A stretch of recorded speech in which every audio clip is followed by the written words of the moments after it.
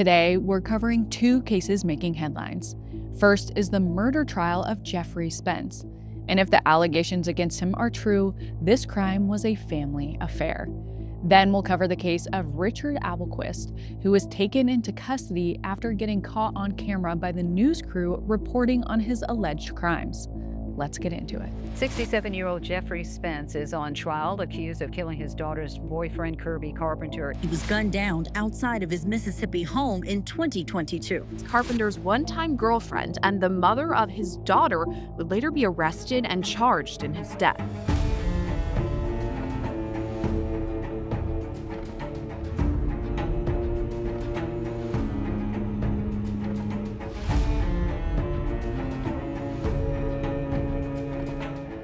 Hi, I'm Katie Ring, and this is Crime House Daily, your weekday true crime companion. We follow the cases making headlines now, where justice is still unfolding. This is a First Watch episode bringing you today's biggest crime stories. Don't forget to subscribe to my YouTube channel at Crime House Daily so you never miss an episode. This episode discusses active criminal cases and breaking news.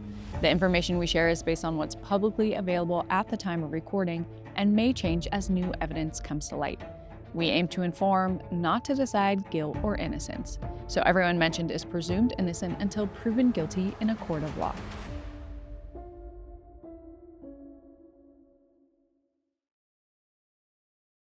Before we get into today's main cases, I want to share something I read about recently that made me sick. Authorities in Sarasota County, Florida say that two adults, 36-year-old Bradley Santos and 35-year-old Rosanella Borja, have been charged with child neglect. Why?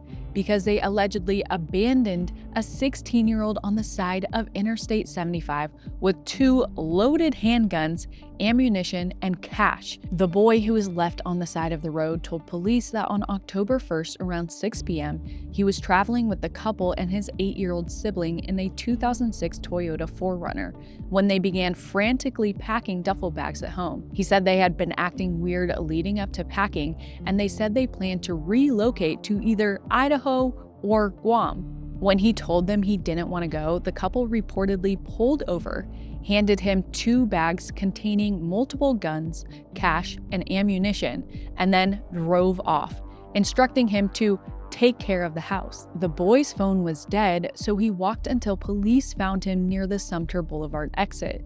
Investigators returned with the boy to his Northport home, where they found the garage and front doors left wide open, the inside of the house in complete disarray, and firearms lying out in the open. The couple was later located in Wauchula, which is about 60 miles away, and they were arrested on October 3rd. They are both being held at Sarasota County Jail on $500,000 bonds each, with the arraignment scheduled for October 31st. So we'll definitely keep an eye on this one. I'm very curious as to what they may have been fleeing from and why they decided to choose Guam or Idaho of all places. Make sure to tune into our socials at Crimehouse 24/7 for any possible leads.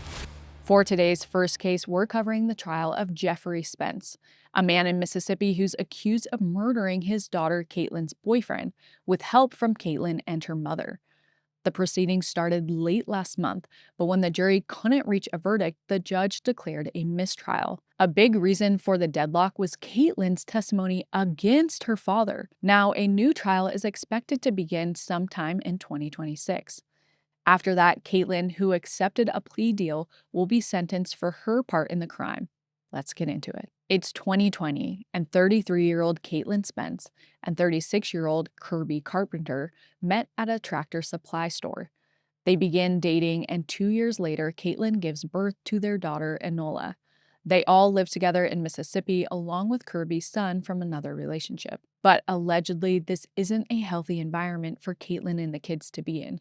According to her, Kirby is verbally and physically abusive at times. His hot temper also extends to others in their community, which could be related in part to the fact that, according to Caitlin, Kirby is a drug dealer. Despite Kirby's hothead reputation, Caitlin says that nothing especially bad happened between them just before he died.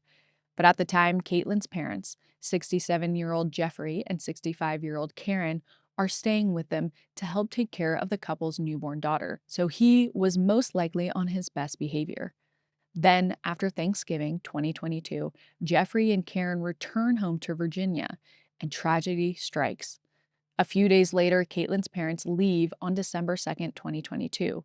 Caitlin frantically calls 911. She tells the dispatcher that she just found her boyfriend's dead body near an outdoor storage shed next to their house. When police arrive, they find Caitlin there, as well as Kirby's mother. They're both distraught. The officers examine Kirby's body and quickly realize that he'd suffered multiple gunshot wounds to his chest and neck, likely from a shotgun.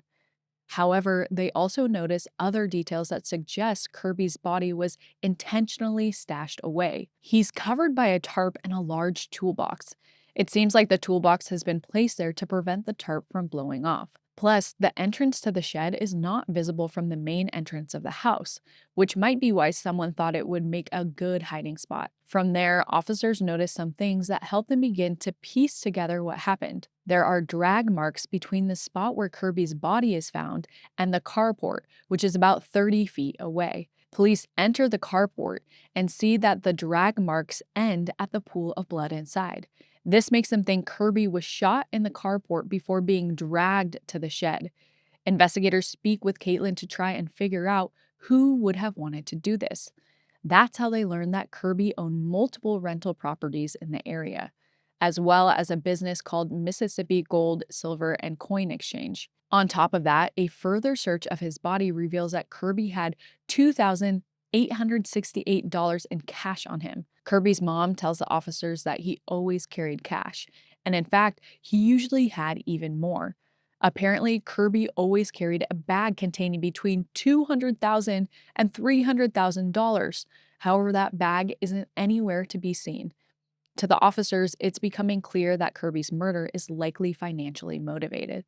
But pretty soon, things get a little more complicated. Police notice that Caitlin and Kirby's home is equipped with multiple security cameras. Caitlin says this is because of Kirby's business dealings and his reputation for carrying high amounts of cash. The officers feel optimistic. They expect to see the killer in the footage. But when they ask Caitlin to retrieve the footage, they realize the cameras have been disabled, which makes investigators think Kirby was killed by someone with access to the house. Investigators have a lot of questions. For now, Kirby's body is brought to the medical examiner's office while they continue searching for clues. Meanwhile, Caitlin's parents quickly return to Mississippi to attend Kirby's funeral, which is held several weeks later, shortly after the results of Kirby's autopsy come back, and they spark even more suspicion. Because according to the ME, Kirby was, in fact, killed by a shotgun wound to the chest. However, he sustained that fatal wound around 7 p.m.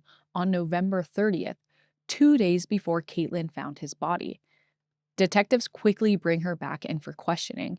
They want to try and understand the reason for the gap in time and how Caitlin didn't find him sooner. She tells them that she didn't see or speak to Kirby for those 2 days beginning on November 30th. She says she tried to get a hold of him multiple times but never could, and that the next time she saw her boyfriend was when she found the body. Detectives seem to believe Caitlin's story. They have no reason to keep her in custody, so they let her go. Her parents stay in town with her for the next few weeks, and then, on December 20th, they head back to Virginia, and Caitlin and Enola go too to move in with them. After that, the investigation stalls. All signs are pointing to a robbery gone wrong, but detectives have no solid leads. Until almost 1 year later in November 2023. At that time, back in Mississippi, a man named David Barnes is arrested for burglary. While speaking to police, David breaks down in tears and tells police he has valuable information related to Kirby Carpenter's murder case. What David tells police forces them to realize they may have let Kirby's killer get away.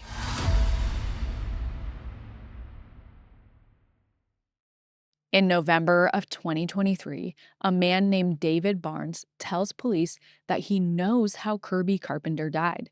David used to work for Kirby and claims that after Kirby's death in December 2022, his girlfriend, Caitlin Spence, told David that her father was the one who pulled the trigger after things, quote, got out of hand. After hearing David's statement, officers obtain a search warrant for the Spence's home and head to Virginia. Once there, they uncover a slew of evidence. First, when officers confront the family, they ask if they'll find any firearms in the house. Karen, Caitlin's mom, tells them no. However, under Jeffrey and Karen's bed, police find a shotgun wrapped in a blue jacket. Then, in a later search of Jeffrey's car, they find about $17,000 in cash, as well as the keys to a safety deposit box. Investigators are able to access the safety deposit box and find $38,000 worth of gold bars and coins, counterfeit cash, and a $90 check in Kirby's name, made out to David Barnes. All these clues suggest that the Spence family killed Kirby Carpenter for his money. Now, authorities just have to figure out how they planned and carried everything out. Caitlin, Jeffrey, and Karen are all extradited back to Mississippi and indicted on conspiracy, larceny, and capital murder charges. Based on David's statement, the person suspected of actually pulling the trigger is Jeffrey. Then, in April of 2025, Caitlin accepts a plea deal. In exchange for agreeing to testify truthfully against her parents, her charges are reduced to accessory after the fact of grand larceny, and she pleads guilty. Later in September 2025, Karen also accepts a plea deal and enters an Alford plea in order to avoid trial. She's sentenced to 10 years in prison, suspended in full, meaning she is immediately released on unsupervised probation. That same month, on September 24th, Jeffrey's trial begins, and Caitlin testifies against him. She claims that she didn't initially know what happened to Kirby, but that in the weeks following his death, she became suspicious of her father. One of the first things to give her pause was a text Caitlin received from her dad, where he said they should start a business called Assassin Inc. Sometime after that, while on a hike, Caitlin finally asked her father to tell her the truth, and he admitted that in November of 2022, after Thanksgiving with her and Kirby, he and Karen left on the 29th and went back to Virginia. But one day later, on November 30th, Jeffrey drove back to Mississippi and asked Kirby to sell some drugs for him. Kirby either argued or refused, so Jeffrey shot him and left his body near the shed. 2 days later, on December 2nd, Caitlin found him. According to Caitlin, after Jeffrey admitted all of this to her, he got angry and threatened her not to tell anyone, or else she could lose custody of her daughter.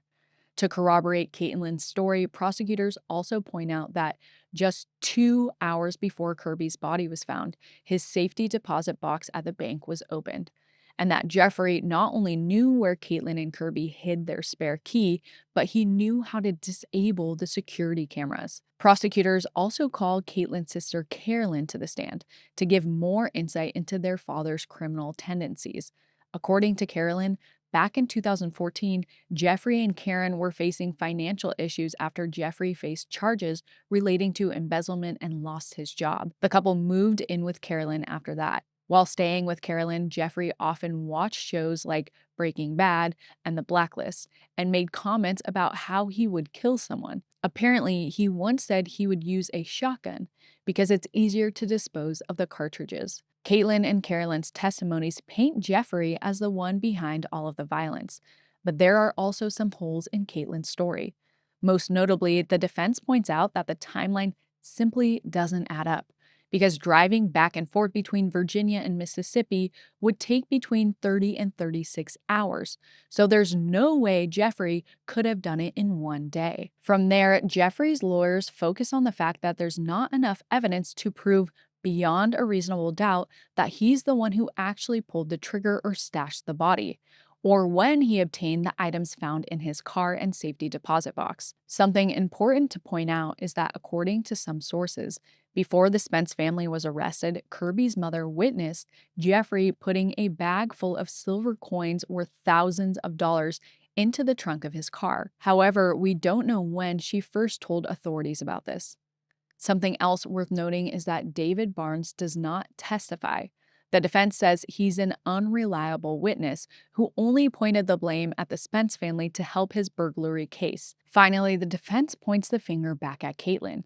They argue that Caitlin not only used to aid Kirby in his drug deals, but weapons dealings too, and that she's only blaming her father to avoid facing consequences for that. They also remind the court that Kirby had major anger issues and was known to be abusive to Caitlin, suggesting this was her motive to kill him. Finally, when arguments wrap 5 days later on September 29th, the jury has a lot to think about, but they only deliberate for about 3 hours before informing the judge that they're deadlocked, 6-6. The judge tells them to keep deliberating. About an hour and a half later, they say the same thing. They can't reach a verdict. The judge has no choice but to declare a mistrial. When this is announced, Kirby's mother is so overcome with emotion she collapses. Medics are called, and fortunately, she's okay. But she has to wait about a year for another chance at seeking justice for her son. A new trial is expected to begin sometime in 2026. According to posts on social media, Caitlin was released from jail in April 2025. Her sentencing has been deferred until after her father's trial wraps. And hopefully next time, Kirby's loved ones will be able to get the closure they deserve.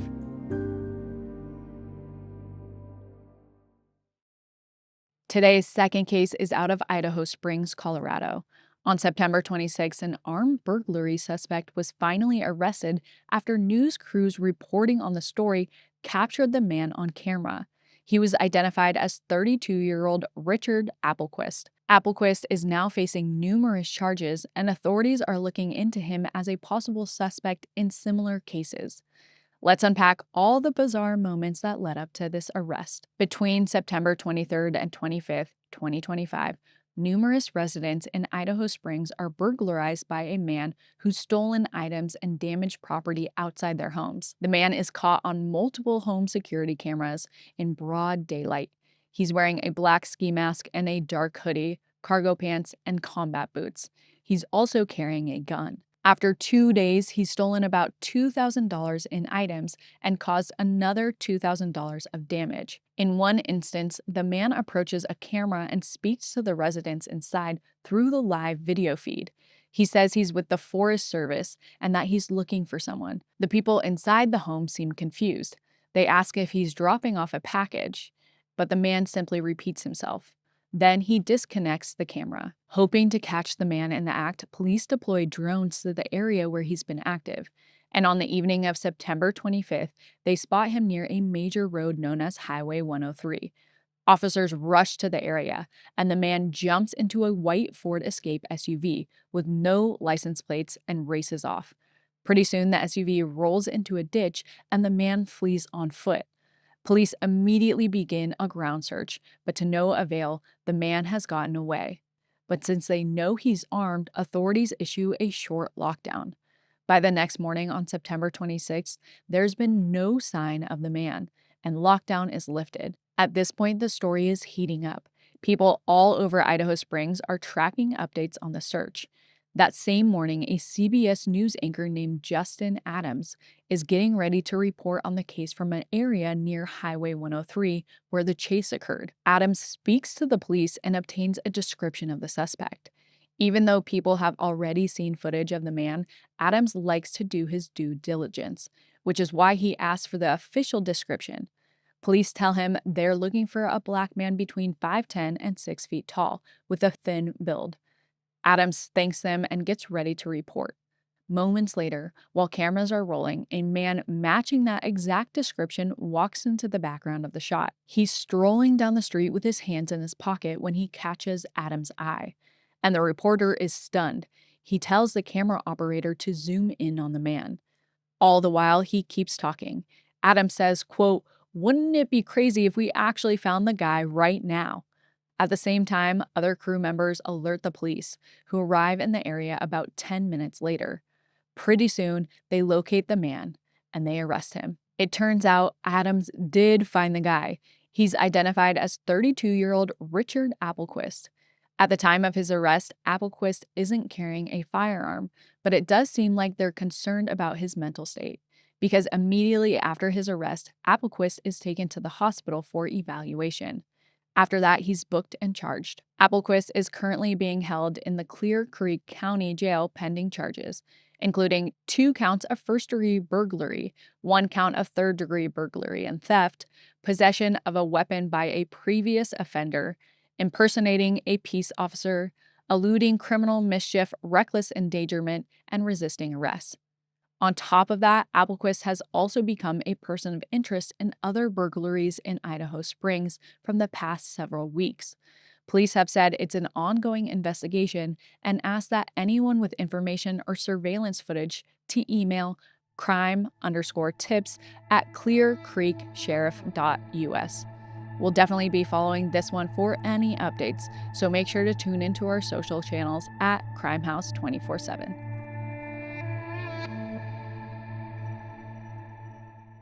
What did you think of today's cases? Drop your thoughts and theories in the comments. See you next time. If you haven't already, subscribe to our YouTube channel at Crimehouse Daily and follow us on social media at Crimehouse 24/7 for real-time updates, because the pursuit of justice never stops.